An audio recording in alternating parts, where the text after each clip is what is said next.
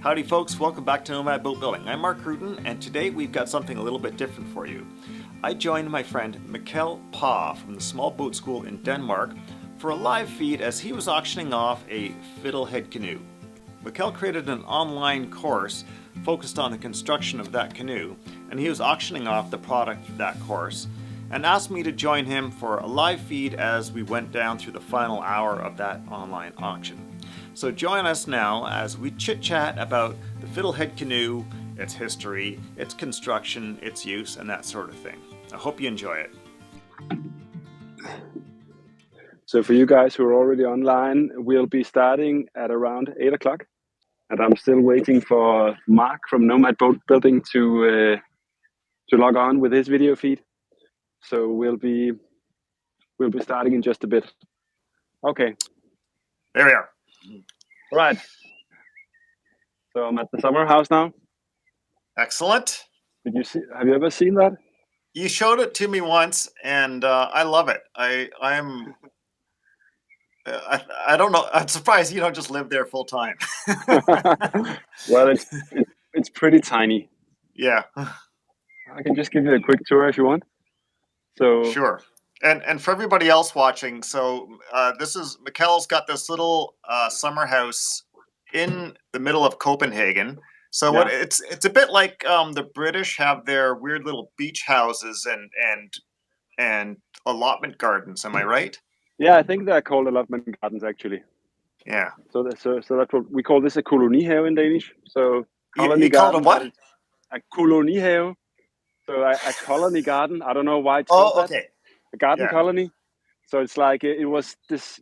The original intent was to get people in the city. They should have some sort of a chance to grow their own vegetables and to have some grass under their feet. So usually old junkyards and places like that were converted into these allotment gardens. And this was actually an old junkyard. So when I built this gate, the entry gate for the garden, I couldn't get the posts all the way in, and what I found was some ceramic stuff, and I was like, "What is this?" And it turned out it was like a complete toilet. Oh yeah, nice. So I had to do quite a bit more digging to get it all the way in. Yeah, but obviously that's not what we're going to talk about today. No, we are not. We are here to talk about boats, and in particular, the Fiddlehead canoe. There it is. That's it. Yeah. So that's a gorgeous canoe. Yeah, I like it too. And you've built a model of the Fiddlehead canoe? Yeah. So to give everybody context, so there's my model. To give everybody context for this, was it like 2 years ago now, Mikkel? Yeah. Around two years ago we started. Yeah, that Mikkel decided to run his first online course, and it was done all live. So the boat, you built this boat in preparation for that to get some footage. Yeah, that's the thing, and to learn, about about teaching online.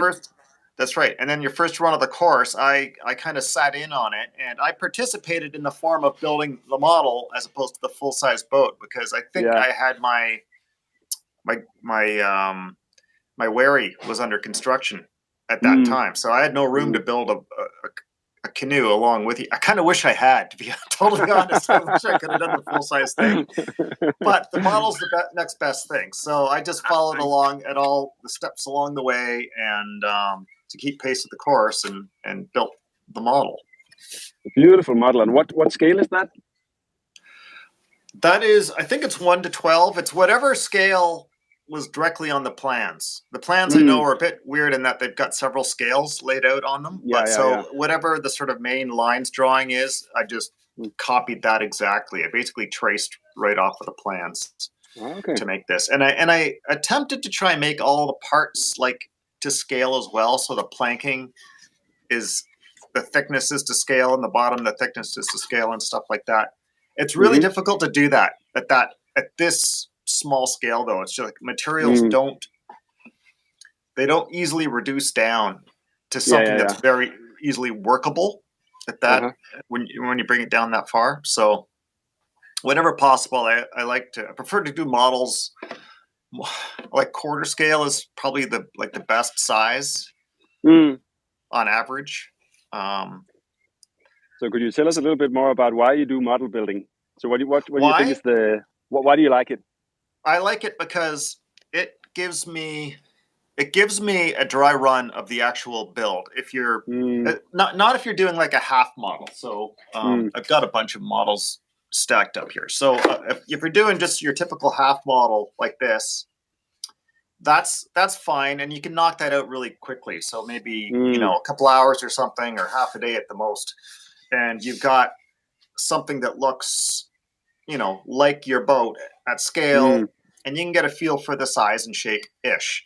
But it's always Mm. only half a model. You can stick it Yeah, yeah. against a mirror to sort of give yourself a better idea as to what it really looks like. Mm-hmm. But by going through a full like planked model process like this, you get a dry run of the Mm. actual build, and Mm. it makes you think about all the little steps along the way. Mm. In some cases, you are working at scale, so it's not exactly the same, but it can help you think about how am I going to hold this? What order of operations do I have to go through? Mm. Um, so a good case in point is I was doing my scow project a little while back. So I built a scow for my own cottage use, Mm-hmm. and Mm-hmm. I built the full size boat first, and then I decided to do some rethink the design. So I built this model of it, and like halfway through building this model, my brain is starting to think about all the things I would do different. And Mm. it didn't take long before I was thinking I should just do another model and started building another one. I went up a scale to try and get some of the details a bit better. Mm. And Mm. and once again, as I'm walking through this, I'm thinking about all the little improvements I could make in terms of the construction, the small details, drainage, and air Mm. movement and stuff like that. And it got me to where I was even thinking about if I wanted to do like a smaller version, like a Mm. stand up paddleboard version of it, and how light could I make it? And then so I Mm. started knocking out this one. And so and you can even see if you look at my models, you can see here's a great for instance. So all the Mm. ribs on this one, or frames, or whatever you want to call them, are just straight across, Mm. Mm. but they don't support the plywood very well. Sure. And so on the other end, I switch up my thinking, and on the other end now I've got little cleats, either not just chopped into those or cleats added onto those to support Mm. that planking. So that way, this planking can be like a whole step lighter than Mm. the planking that would go over here, just because it's supported a bit better. So maybe I can get away with 3/16 planking instead of quarter-inch planking, or vice versa. So it's by going through that model making process, it helps me really work through little details that Yeah. you're not thinking about until you're staring at it and faced with actually putting parts together. So And it's like so a I find true. model making extremely valuable from that perspective. Yeah. So as a designer, it's extremely valuable, I think. But as a builder, it can be very valuable as well. In order to weed out mistakes and perhaps making the final process of building the boat much more efficient. That's true. And every set of plans is only detailed up to a point. The more a designer to get a set of plans out the door, Mm. there's only so much time he can throw at it before he's just losing money, because you can't recoup the time as easily, right? You only get so much. Maybe you get 75 Mm. bucks for a set of plans. Like, how many sets do you have to sell before you've come anywhere close to the time it took you to draw them up? Yeah, that's Um, true. and so designers routinely have to sort of cut it off at some point and say, this is as Mm. much detail as I can put in there. And so you, as the builder, have to fill in the blanks. Now, that's one of Sure. the things I like about building, Mm. is that you are thrown into that design job along with the original designer, because you have different taste, perhaps your Yeah, yeah. materials change, Mm. your your tools might not lend themselves to one particular type of detailing. Hmm. So so from that perspective, I think it's really, um, it's one of the things that's challenging and fun about building. Mm, But for some people, they I may agree. find that a bit intimidating. They want everything highly detailed. Yeah, yeah. But So it does require some experience, I guess, and also, it requires you to make some choices, also aesthetically and yeah, constructively, yeah. also, as well, for sure. But that's how you gain experience. That's true. That's the most important thing is you can't know. One thing I think. I mean, I get inquiries from people about how to do certain things or how to choose designs or whatever, and Mm, I can often tell from the questions sometimes that they've been doing a deep dive into forums and stuff like that, uh-huh. and trying to find answers about the best way to do a particular thing. And my answer to them is usually get the hell off of those forums. There's just you can overload yourself very easily. And I think your own experience is perhaps in some ways more valuable than any information or advice you might get off of a forum. Like you can if you got a very specific thing you want to ask about, fine, go ahead and Mm, try mm. it out. But you're going to get 10 different answers, and half of them are going to conflict with each other. So I think you're better off like going to a Mm. book that has a construction process in it that's similar to the one you're working in, and just see if you can find the answer from that one source and try it. Mm. And once you've tried it, then you've got that under your belt, and you can judge whether or not that was a good way to do it or not a good way to do it, and whether or not you encountered difficulties in doing that particular method, and whether or You could not you would try something different next time. you could possibly actually try it on the scale model, even, you know, Exactly. in some And cases. in many cases, yes. Mm. And that's a good point. Yeah, that's exactly where the scale model can help you work through that quite a And bit. while the And scale model, it does take time to build. It's not as much time as the full size boat, and in terms of cost of materials, it's you can usually just use scraps from around your shop, exactly. right? Yeah, or Mm. cardboard. I got Sure. Yeah, I mean I got a whole box of models right here. Mm. Cereal box, Cheerios. And this That's was like, I wonderful. don't know, another more cardboard from, I think this was the back of a notepad or something like that, but with Mm. stiff cardboard backing.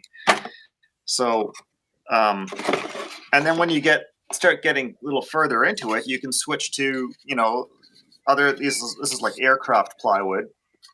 Mm. You pay a little bit of money for that for sure, but it's not a Mm. huge amount of money. Mm. Um, By the way, perhaps we should just tell the viewers what this is all about. yeah, Most of them probably know, but fire away. yeah. So today is about this boat, which is the Fiddlehead Canoe. So it'll be auctioned off, and the auction ends in how long, Mark? 45 minutes, 50 minutes or Um, so? Let me see. We've got I don't know. 48 minutes left. We've got 48 minutes left. Yeah, So it goes to the highest bid. that's right. Right now we're at 3,300 US dollars. That's true. Yeah. So whatever the high bid is when it's 9 o'clock here in Denmark, whatever time that is where you are in the world, wins the boat. Yeah. So it's a Fiddlehead Canoe designed by Harry Bryan. We were just discussing scale models because Mark has built a scale model of this particular boat. Beautiful. But Mark, so this hour will be all about discussing this boat. Yep. And it'll be about answering questions from you guys if you have some.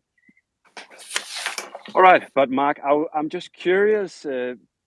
Harry Bryan, who designed the Fiddlehead Canoe, Yeah. he's one of my big boat building heroes. He's Yeah. a pretty special guy. I guess you can safely say that. But you Yes. actually met him once, I and did. I'm pretty jealous of that. I'd really love to meet him at some point. I've only emailed with him. He's not getting any younger, so I should perhaps hurry.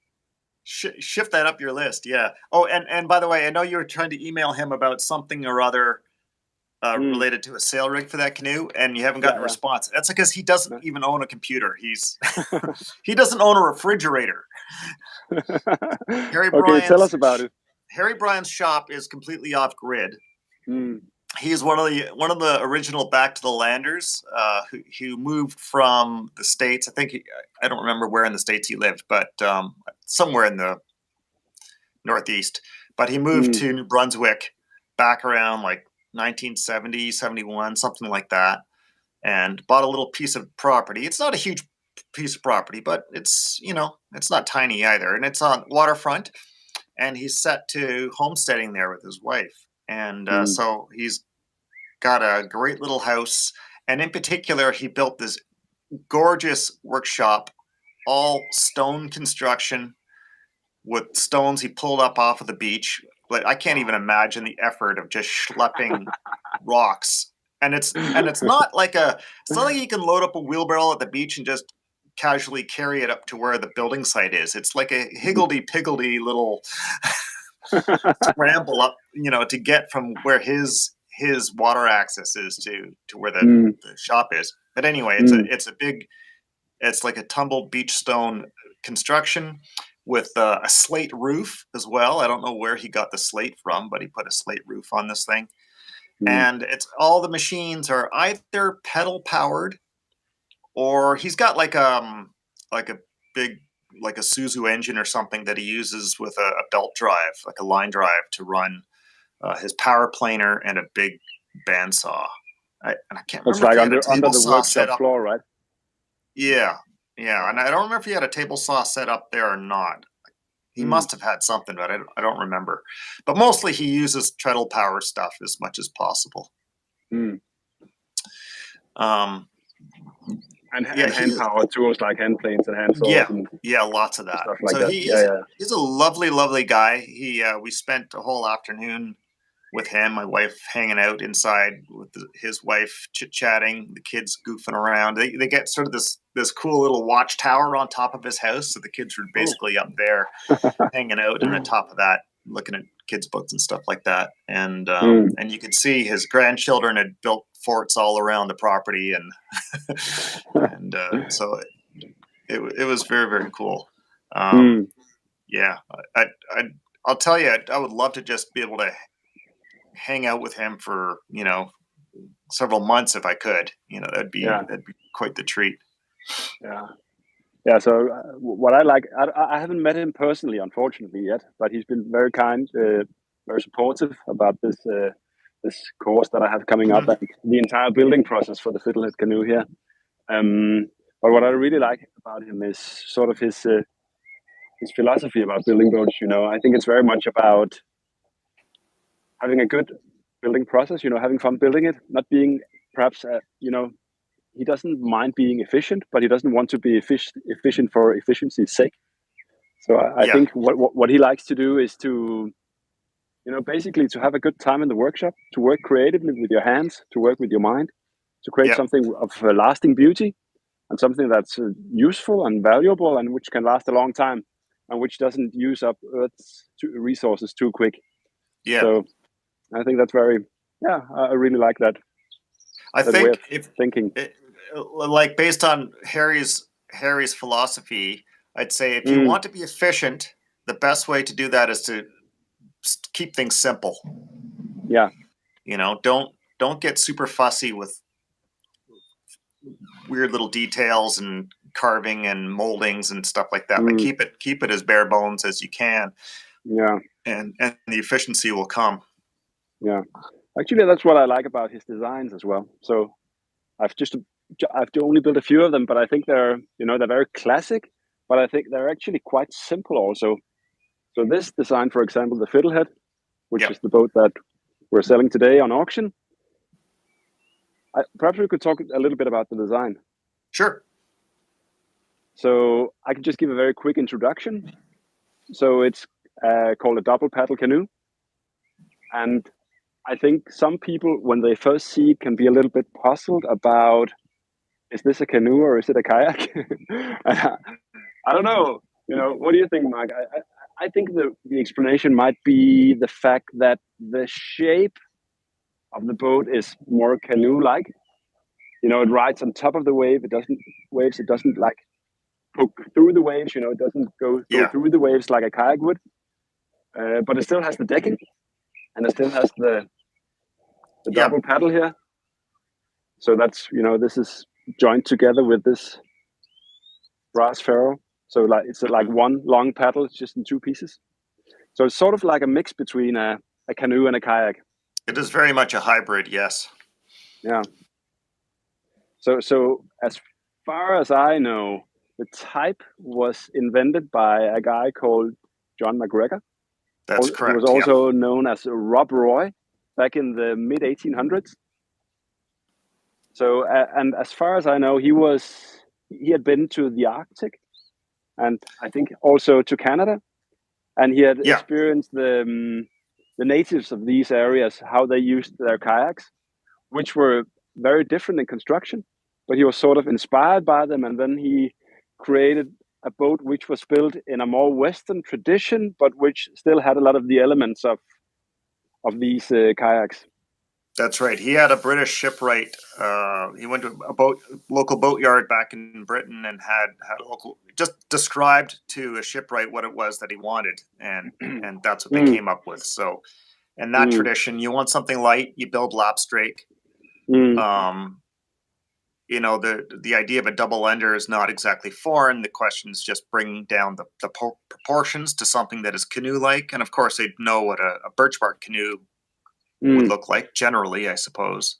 And then, of course, you deck it. I think his decking was canvas, his original boat, Okay.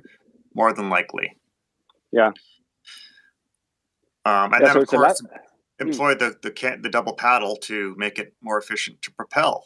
So, I think they're a true hybrid. They are an odd one, and people don't know about them, which is very curious, given that they actually predate, in many ways, the popularized Canadian style canoe.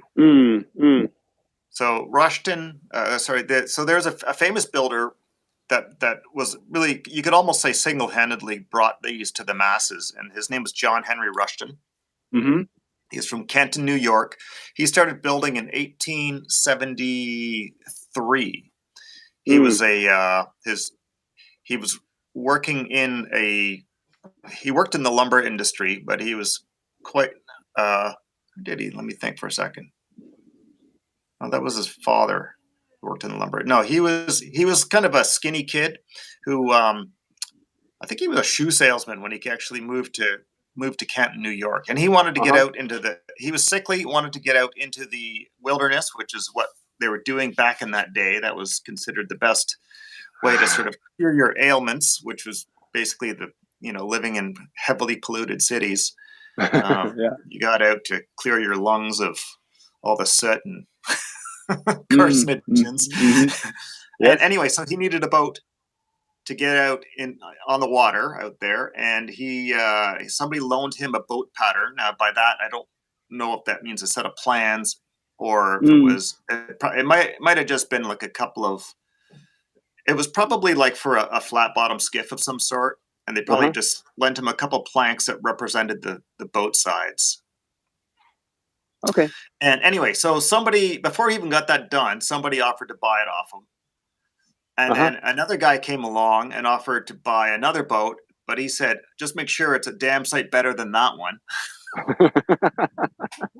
And within the next few years, he was in business. He by 3 years later, he was building canoes and had advertisements out.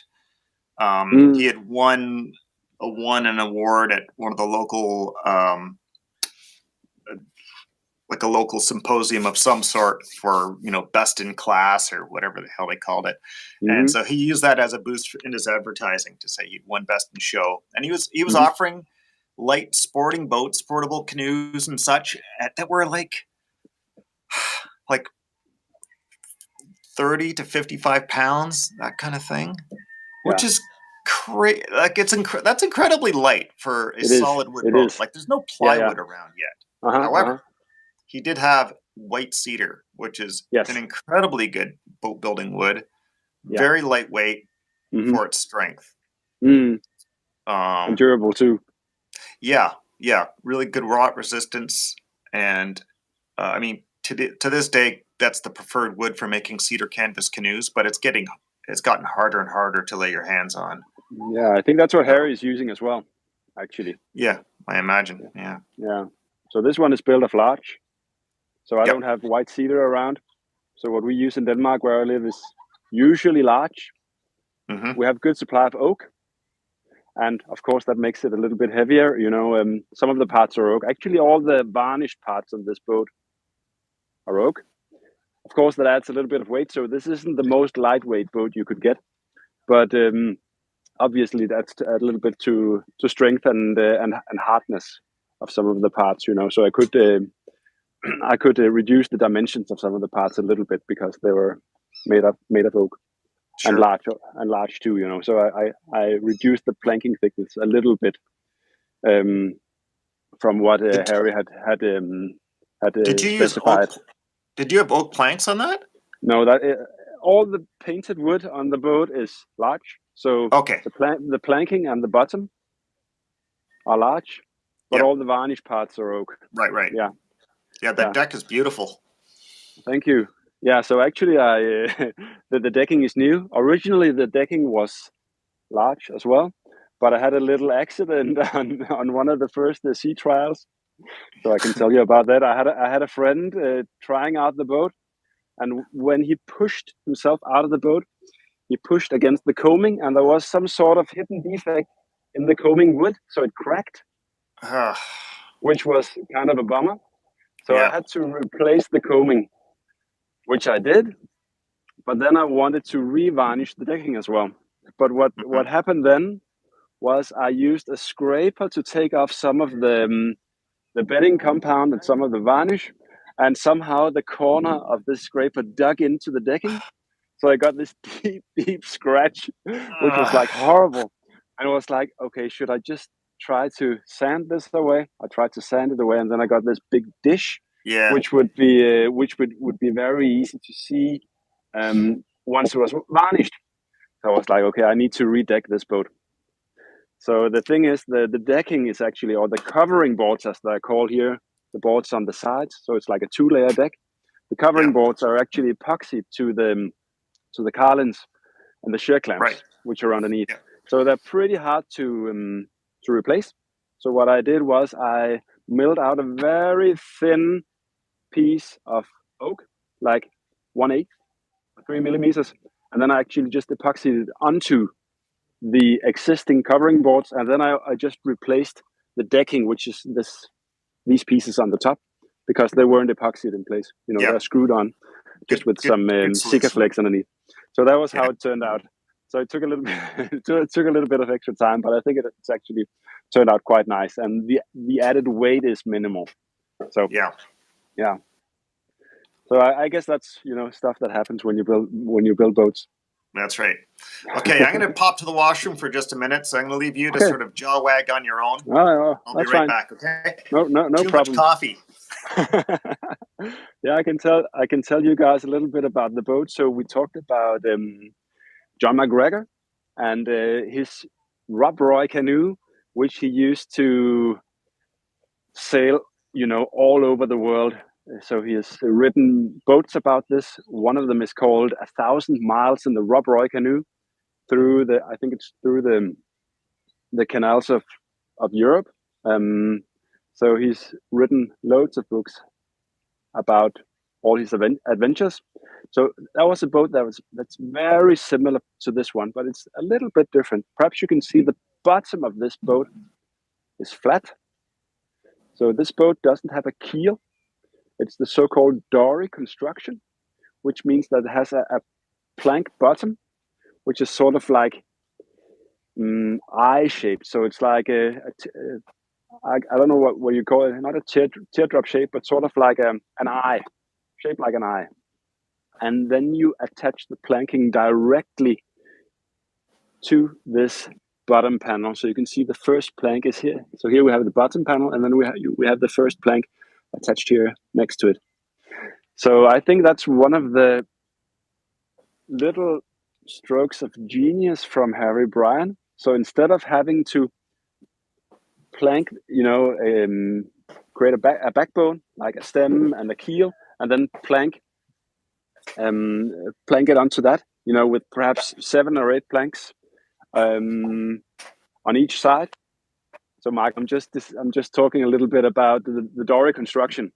So I think that's one of the big differences between this Harry Bryan design and the original John McGregor one. Yeah. So I'm just discussing why you would want to use the Dory construction instead of like a backbone and lap straight planking all along. Well, simplicity, for sure. Yeah, exactly. So for one thing, you get a flat bottom, which can be, convenient. Like in this example, I have the boat on these stools, which is possible because it has a flat bottom. It's really easy to put on top of the car, but it's also a lot quicker to build. You don't have as many planks. You don't have to create a keel. So you have the plank bottom, and then you attach the stems to that, and then you can start planking, and you only have 3 planks on each side. So it's pretty quick to build, and you get, you don't get quite the same shape as you would in a fully plank traditional lap strake boat with a keel, and but you get something that's very close to it. Yeah, and I think Harry got inspiration for this particular design from Hershoff. So there's a design Hershoff came up with many years ago for essentially the same thing. Of course, is the style, it's styled a little bit differently. I don't know what year this was done, but you can see the direct relationship between the two. Yeah, I agree. And he was a big fan of these boats. I think he has. There's some sort of quote from him saying that it's like his favorite boat, even though he's built huge sailing boats, and but he still kind of prefers this little one, because it's just so easy to use and so much fun to be out in. We'll see if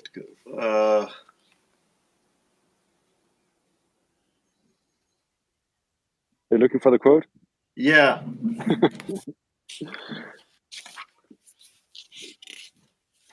I don't know. So while you're looking for that, so one thing I'd like to ask you, there's some nice details in this that go along with this design for stuff that you could apply directly to Harry Bryan's canoe as well. So that's from Sensible Cruising Designs by Francis Hershoff. Yeah, that's a lovely boat. Book, sorry. So, Mark, I'd like to ask you a little bit about some of the details in this boat. So, do you have any favorite details that we should discuss? So, what would those be? In particular, I love the way the deck is done in 2 different layers that allow you to sort of get away with having just working with single planks for each side. I think it's both attractive and practical because it requires very little deck structure to support all of that, as opposed to trying to build up the deck with like little skinny laminations or something like that. Because I've seen that on other canoes of this sort of canoes that are inspired from this era. You'll often see sort of almost like strip built decking on them, done in like little 1/2-inch square strips of often alternating pine and mahogany, which is something I can't stand personally. But anyway, I just love the way this looks. I think it's really classy. And from a practical point of view, I mean, you're able to basically replace half the deck there with very little wood. Yeah. So I think that's kind of a nice detail. I like the double-ended configuration of the cockpit combing. I think that's really attractive. I've done square end cockpits on kayaks and stuff like that, and they're okay, but they're not as not as nice looking as that is. Mm. And I think the way he suggests doing these ends is pretty great as well. Yep. It's a really easy way to get a very good result in Yeah. terms of making the combing sides fit this rabbit. Mm-hmm. So the way it's done is that the combing sides are installed first, then a triangle is glued in, and this triangle actually sort of pokes past the combing ends, and then you simply do a saw cut down here, and then you Yep. glue on a triangle to the end, and then you trim it off, sort of plane and sanded flush, and then you get a perfect fitting rabbit here. So you get a very good result, and it's much easier than you think when you look at it, right? And I've tried doing it the hard way. Have you? And it is unbelievably difficult. It looks simple. It looks like you could just make a block with a little notch in it so that you could have square ends on those combings. And it is anything but simple trying to pull that off. It is really, really challenging. Like for cutting this block alone with the rabbit, I think would be hard. But then making this piece fit in terms of length, in terms of double bevels, sounds like insanely difficult. Yeah. It has to fit I both mean, ends, right? there's tricks to it. But yeah, but that's a tough one. And trying to get it in, of course, because you've got something that is longer than the hole that you're trying to put it into. Exactly. So if that's got to be exact, that's that much trickier. Yeah.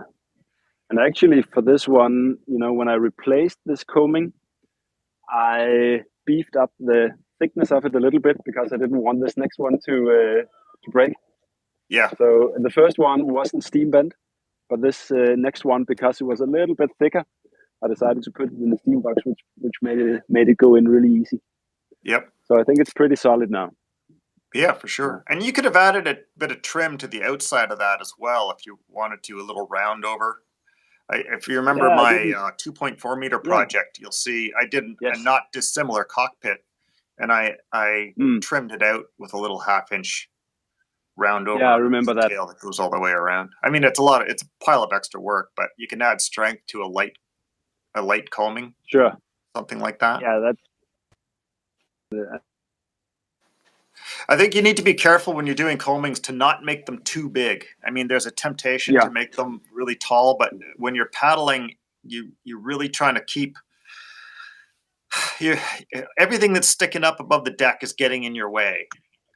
And especially if you make a boat that's too deep and you're not sitting high enough to compensate for that, you can find paddling to be kind of awkward. Your paddle banging against the sides of the canoe. So when with double paddle canoes, that's sort of the one thing that they struggle with over a kayak, is kayaks are just lower volume by their very nature. You tend to make them a bit narrower, and so you can get your paddle to the water with fewer obstructions. Now, it's not that insurmountable, but it's something to think about if you're playing around with canoe design, to not go too large. Double paddle canoes are narrower than a full-size canoe. You try and use a double paddle in a full-size canoe, and you're going to find it doesn't work so well. You're sitting too high for one thing, so you got to be sitting down in the boat for the geometry to work at all. Sure. And if you raise yourself up on a seat too much, then you start imparting instability into the whole arrangement, right? It starts getting tippy. How does that boat feel in the water? I've never paddled that particular design, so I don't know. I think it feels great, and the fact that you're sitting on the bottom, obviously, there are advantages to both styles of canoe, with a double paddle or the single paddle, and sitting on top or sitting on the bottom. But I think it feels extremely stable. So actually, I was in the water in this particular boat, like when I was doing the first sea trials, and it was a summer day, and I was just like, I wanted to see if I could capsize it, sitting in it, and it was pretty darn hard, to fill it up with water. So it's very stable, I think. So it feels very stable, and it glides easily through the water. Obviously, it doesn't. I would say it tracks quite well. You know, it does want to go more or less straight, but obviously when you do a paddle stroke on one side of the boat, it does take a slight turn to the left and then a slight turn to the right. So it's sort of like doing this zigzag movement a little bit. Yeah, I think well, that's I think it's easy, pretty easy to maneuver, but it feels stable enough also. The bottom has a little bit of rocker to it also, which I think helps. Just like a now half you inch or got there's something. no keelson on the bottom of that, right? No, that's right. Yeah. So even if you added a small keelson, that would probably help it to track a little bit. Mm. And of course, Harry had this crazy fishtail rudder configuration Yeah, that yeah, allowed yeah. you to use it like a pedal boat. Yeah, what's it So called? Yeah. it was like a rudder with this plastic fin on it that would kind of swish back and forth. I don't know how well that works, but I that think it was one works of the pretty things he. well. So that's Yeah, a very similar boat, but with the fishtail. Yeah, I think the yeah, plans are on his website. yep. I never built that though, but I would love to. I find it a bit goofy, and it adds so much complication to the design over keeping it simple. So So this is there you are another with another yeah, favorite detail. the watertight hatch is a very cool little thing. I love So this that. is a piece of ash, which sort of acts like a spring. So there's this threaded insert, and then there's a thumb screw, which sort of pulls it tight. And because it's oval in shape, you can sort of twist it in like this. Let's see if I can do it one-handed. And there are these little stop blocks which stops it, and then you just turn this one, which pulls the ash clamping bar tight against the back of the watertight bulkhead and sort of really makes it close tightly. I think that's Yeah, another lovely detail about the boat. That's the watertight compartments at the end. So you have one at each end, which helps a lot with buoyancy. So I mentioned earlier that it's pretty hard to capsize, but if you should capsize it, then you have these watertight compartments, which really helps the boat float high. yeah. It So it makes a doesn't big fill difference up. if you need to deal with a capsize. Having some buoyancy really Yeah, helps. That's a exactly. lot of water inside a boat that size. Yeah. So Mark, I think we have some connection problems inside, so I just need to go help Okay. Gertrude see. So if you could entertain for a little while, I'll just give you a shot of the boat, and I'll just go inside for a moment. Yeah, sure. Okay. So I first became aware of Harry Bryan when I was going to boat building school, and while I was there, an issue of Wooden Boat magazine came out that featured Harry Bryan and featured his off grid shop, and I was just immediately captivated by it.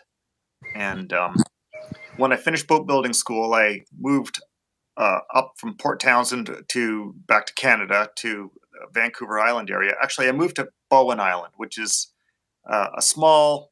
It's almost like a commuter neighborhood for Vancouver, but it is an island. And as one of my schoolmates was living there, and he wanted me to help him build a boat. So the two of us set to doing that.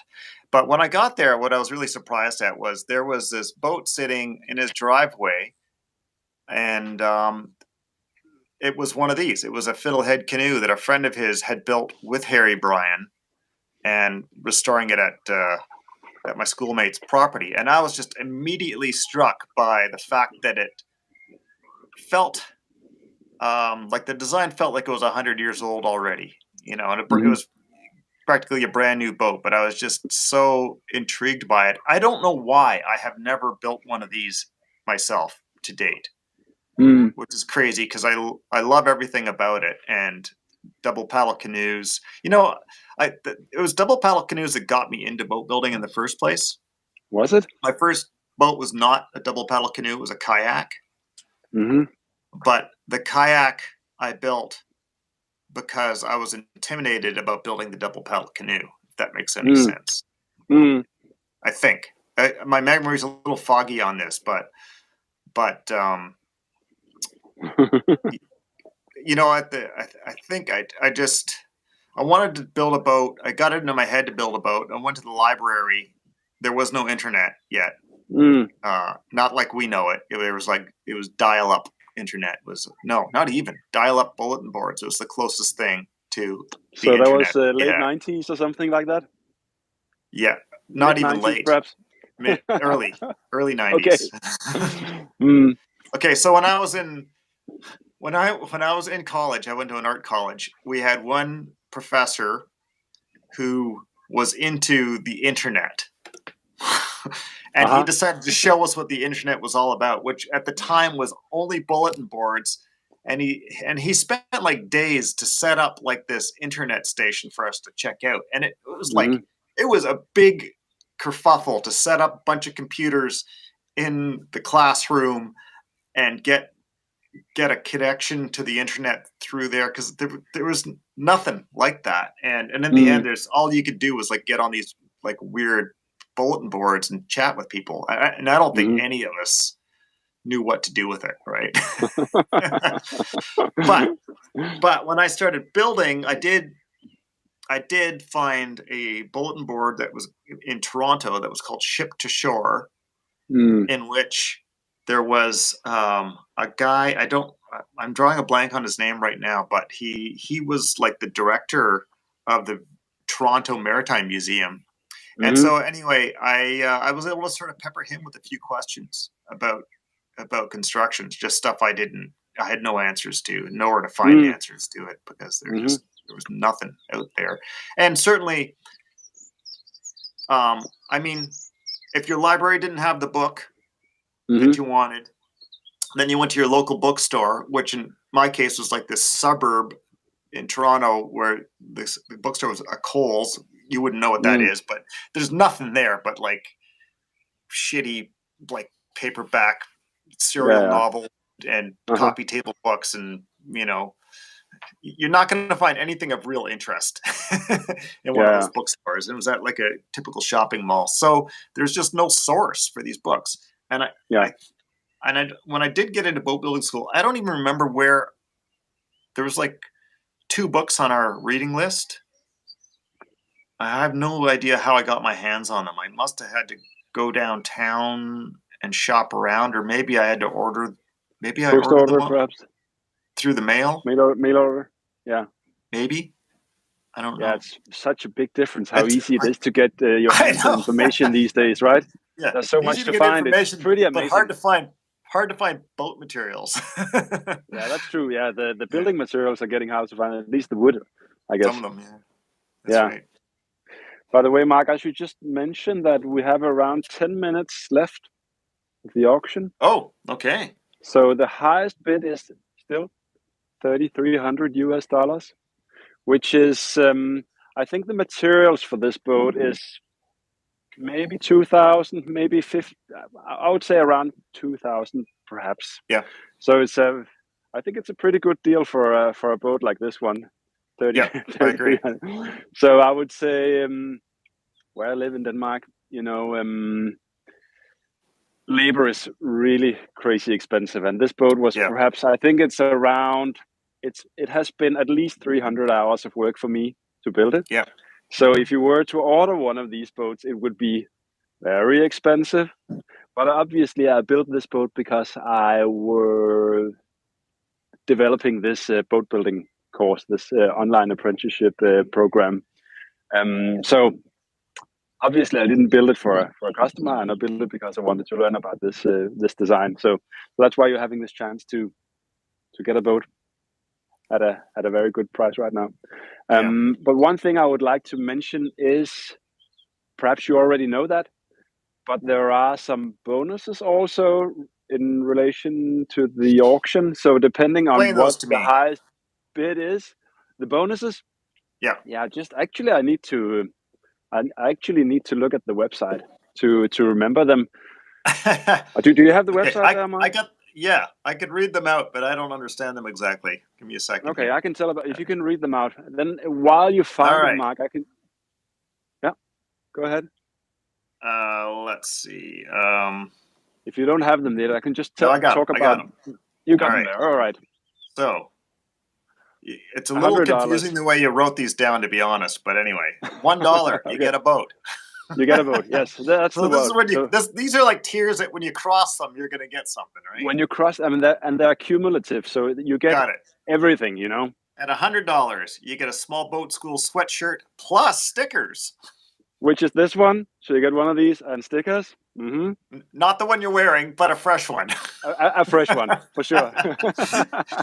Okay. Okay. At $1,000, you get access to the online boat building course, the apprenticeship, as you call it, which is about building this boat. Right. So the price for this course or apprenticeship is actually $1,000. So basically, you get the boat for free. Okay. Cross the $2,000. These are US dollars, right? Yes, that's true. Yeah. Cross the $2,000 threshold, and we get 5 hours of personal boat building mentoring. Yes. Calls with Mikkel. Also, those will be videos FaceTime or Zoom calls with me. So if you want to build your own boat, let's say you get this boat, you know, to have something to play with while you build another one. You got to build the next one.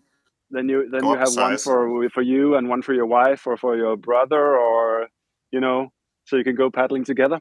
But then you get and you know what? 5 hours of coaching calls. Let me just jump in and say I think that's one of the coolest things about boats like this is being able to have two of them. Yes. And to paddle with somebody else where you're not yelling at the back of someone's head, that you can actually have a conversation as you go paddle side by side and chit chat with each other, because dual paddling in a kayak or whatever is miserable. It's not fun. It's not so bad in a regular canoe, but when you get double bladed paddles in there, trying to coordinate and there's nothing good comes out of it. Okay, moving along. $3,000 gets you handmade clamp for low lap strike boat building. Yeah, so those are the clamps.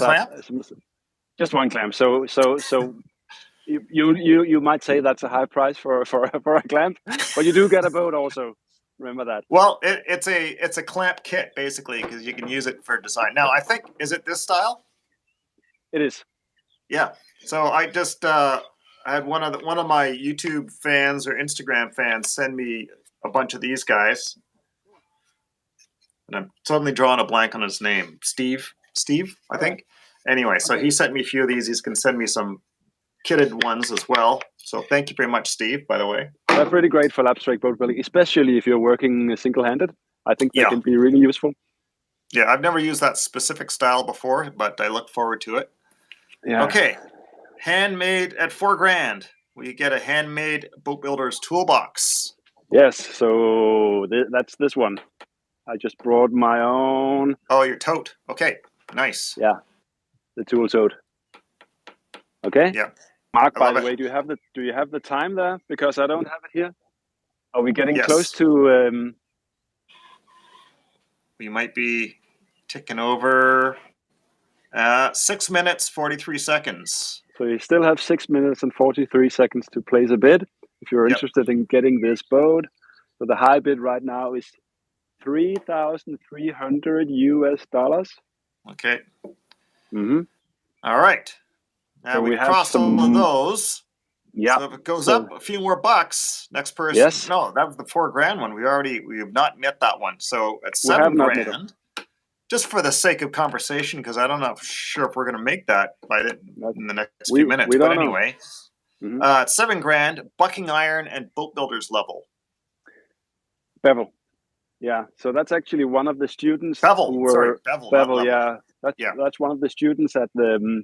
So I've had some pilot students while I was developing this course, and one of these students he's a mechanical engineer, actually working at NASA, and he's made some of these bucking irons or backing irons. Oh, so he did do that, eh?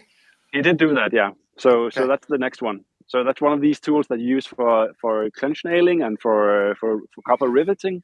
But you can't really buy them anywhere. So you probably have one there, Mark. So there's the ones I use. You can actually get you can get sort of this weird one that Osborne makes. Mm-hmm. Osborne make like sail making gear, like needles and stuff like that, and they have this clenching iron in their tool lineup, but it's pretty lightweight. It's not really what we would use. I think it's more for like just setting like copper, like rivets for clothing accessories, that kind of thing. Mm-hmm. Anyhow, all right. moving along, we have the downwind sail rig at 10 grand. Yeah. So we didn't. I don't know if we have time to talk about that, but that's a sail rig that Harry Bryan designed. I got a for picture. the boat. You have a picture. That's the sort picture. of like this doesn't make sense. It just looks like a bucket, but what it is like it's like a downwind, almost like a square sail that you use half of your paddle in here. So your paddle.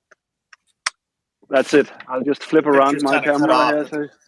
The blade of the paddle fits into a little yoke you create here in the yard, and then of course you'd need to, yeah, exactly. So that paddle would go right up there. Get captured, and then you'd have to put a mast partner and a mast step into the boat itself to facilitate that. But that's kind of a cool little thing. By the way, listen to this sound. Woo! I love that. Toit, man, toit. Yeah, so this is the two-piece paddle. So the reason it's two-piece is simply because otherwise it would be too long to fit inside the boat. So it's a little bit handier. Mm-hmm. So this is made out of pine. So that's the only pine in relation to the boat, and it has these grip stops. And that's one of the downsides to double paddles, of course. You know, if you have a single paddle, you know, you go like this, you don't get any water in your sleeve. No. But with a double paddle, you do get one pad, the paddle into the water, and when it's up in the air, water wants to run down on your hands into your sleeve. And that's why we have these drip stops, which sort of make the water drip off. Yeah, so I've never found they work that well personally, but I think these work fine. This paddle is fairly long as well, which means that it doesn't get too high up in the air. Well, that's the trick, isn't it? Yeah. Yeah, I think it is. And these are just leather drip stops. Nice. Glued on with contact cement. So for the benefit of people watching, now you had your paddles or your paddle blades oriented off each other, right? Like yes. Okay, I can just show that. Something? Yeah, so they're not quite 90 degrees. I don't remember the exact figure. I think it's maybe 80 degrees. So you have one. Okay. This one is vertical, right? And then we have the other one, which is not quite horizontal, but almost. So that is something I think that design choice is something that is misunderstood. Some people think it's for windage. That actually comes out of the whitewater slalom world, in which as you're coming around a flag in a whitewater slalom race and you're hugging that flag, it's to keep the one blade of the paddle that's up in the air from whacking the flag. So it turns it. Oh, I didn't know that. Yeah, it turns it in line with the flagpole so that you can scoot past it, because these guys just they hug the turn so tight, right?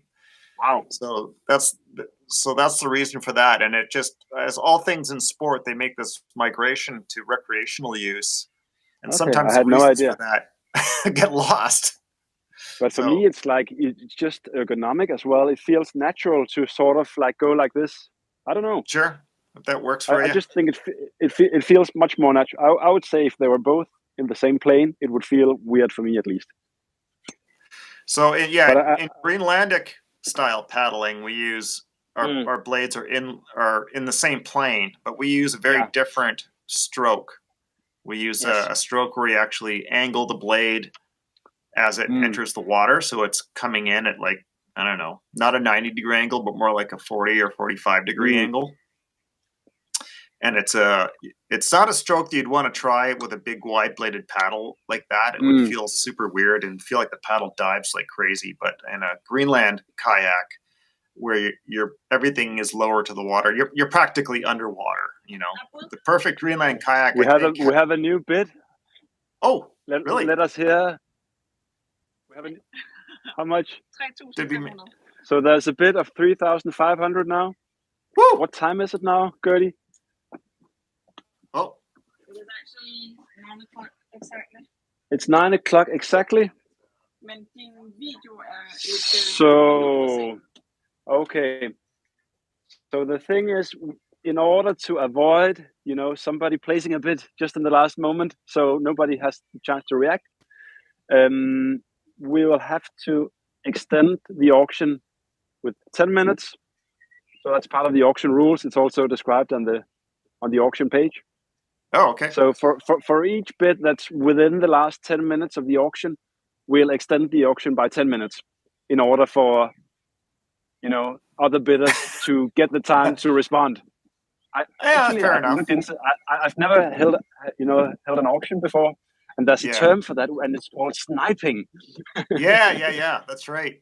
So you can snipe an auction, just placing a bid in the last moment. So Sniping's not nice. It's not nice. So we have a high bid of 3,500 now, and we'll extend the auction by 10 minutes, and extend the talk by 10 minutes if you have the time, Mark. I've got to. In 15 minutes. I got to disappear. Got kids that need to get driven to work. Yeah. So if anybody wants to place a higher bid, then you have almost 10 minutes, like maybe 8 minutes, to respond. If you place a bid, in, let's say, 8 minutes, then I'll have to extend it a further 10 minutes. But Mark, if you need to go, then that's fine. So if you want to place a higher bid, then you could just do it right away, because there's no use in, trying to place a bid in the last moment, just to keep things fair. Okay, so thanks for that. I think so. If you were to update the website. So if you were to build this boat all over again, Mikkel, are there any differences in construction that you would go with? That's a good question. Or let's rephrase that. So what are some options for someone who is building this boat who that might make the job a little bit easier, or a little more traditional? Like we can go either direction. So this boat is built out of natural wood, which is what Harry Bryan suggests. So you could use plywood instead, which would probably save you a little bit of time in terms of not having to mill the wood. Might be a little bit easier to find as well. So I personally prefer to use natural wood because I do have access to it. I do have a thickness planer and a bandsaw to cut it up. I like to work with it. So I would definitely go with natural wood again. I'm not that big a fan of using glues either if I can avoid it. Mm-hmm. So I think I would go with more or less the same construction. But I would say that one of the tricky things about building the boat is actually the Dory construction part. Right. So I think, the connection between the bottom panel and the garboard plank, so the first plank from the bottom, can be a little bit tricky out here towards the ends. Yeah. Because the angle is so, it's there's pretty, a lot. I don't know if you call it sharp, but it's kind of hard to get a good connection between the two planks with a mechanical fastener. Yeah, there's a lot of twist going on. There's a lot of twist going on. Yeah. So that's one of the tricky things I think about this, because there's sorry, I'll just turn it around. Yeah. So there's a lot of angle between the flat bottom and then this first plank, which is so when you do lap strake planking, it's easier if there isn't too much of an angle difference between the two planks. So if they are more or less parallel, it's much easier to get the rivet or the clench nail in. Yeah, and correctly. You used rivets on the next boat, right? I did, yes. Yeah. And the reason for that's another story. But the reason I did that was actually because I'm using larch for this boat instead of the white cedar that Harry Bryan specifies. Yeah. And larch has a bit of a tendency for creating some splits. So they're not like big, bad structural splits, but they just don't look really nice. So when I did the clench nailing for this boat, there were just, in a few places where the nail sort of curls over, it created a split where it sort of re-entered. And it just didn't look all that nice. So I thought, well, if I try with copper rivets instead, then it might not do that. Yeah. Yeah. But actually, it did split in a few places. So yeah. So I think well, that's one of the downsides to this to the wood that I'm using, the larch. Right. So it has some benefits as well, but especially out here where you have a lot of, when the angle is pretty steep for the garboard plank and the bottom panel obviously is flat. It does have a bit of a tendency to create these splits because the fastening goes in at such an odd angle. Yeah. So I think some options there is if you had perhaps added a small chine along the edge of the bottom, so that to give yourself a bit more meat, you could probably get away with using like ring nails to just nail that garboard plank on instead of having to do a through fastening. Yeah. I would also say if you're fastening on with a structural adhesive like a polyurethane, and by that I mean the polyurethane and caulking tubes, not Gorilla Glue or anything like that, because I don't like that stuff is fine for some things. I don't trust it for like really strong connections on its own. Yeah. So actually, but I think you could probably get away with very light. I think you get away with very light fastenings if you were using something like 5200 or Sikaflex. Like you could probably get away with even just tacks or short ring nails. So actually, it does have Sikaflex 5200 all the way in the joint between the bottom panel and the garboard. Yeah. So I guess that would actually be enough. You probably wouldn't need anything more than that. But it does have the mechanical fasteners as well. Yeah. I've never tried doing a boat with just 50 with one of those flexible polyurethanes as the only adhesive. I'm curious to try it sometime, to try it on a glued lap straight. Yeah. That would be helpful. That would be interesting. It'd be even more helpful if my kids would answer the damn phone.